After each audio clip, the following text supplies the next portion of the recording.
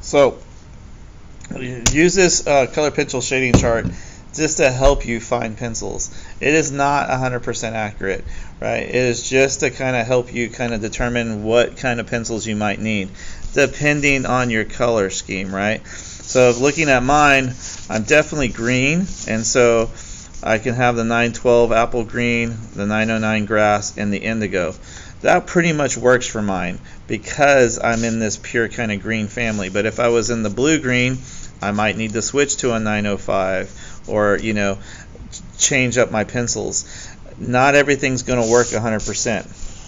All right, so what we're going to do is we take our pencils and we're going to start with our shade pencil, and we want to make it look like our pattern, right? So there's some faint pencil lines right here that you can see. I need to make that shadow, right? So this loom line is over this twill line, and so I'm just going to take my shade color. I'm going to kind of like outline it, but then I'm going to create a quick value scale. Really fast, really short, right? I'm only going to be working about 1/4 inch, maybe 1/2 inch total.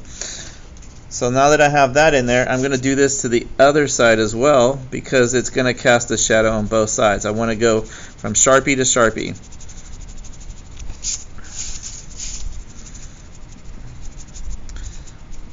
Now, I need to turn this color green, right? So I'm using the blue as my shadow color. So I need to turn it green. So this is when I'm going to pick up my grass green. I'm not going to color 100%, but I'm going to start mixing the color, coloring in circles and ovals, starting to mix. And then I'm going to push this color out a little bit further onto the watercolor and let it kind of fade and disappear. And then I'm going to do the exact same thing over here.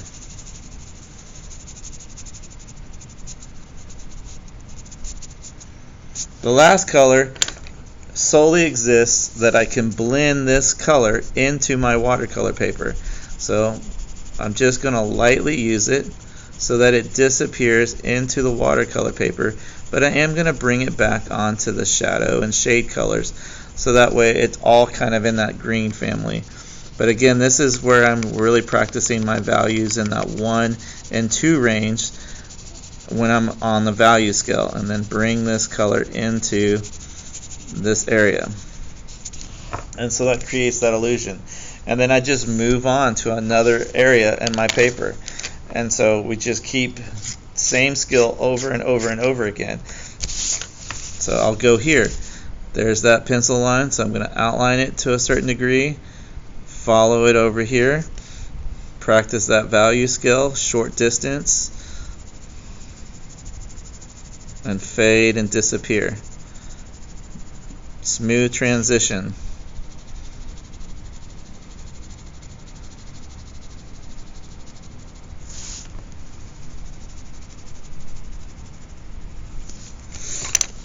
And take my grass green,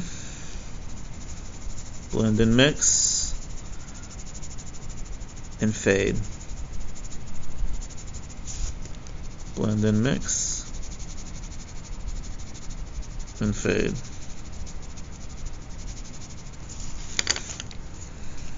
Then use this pencil to blend into my watercolor paper.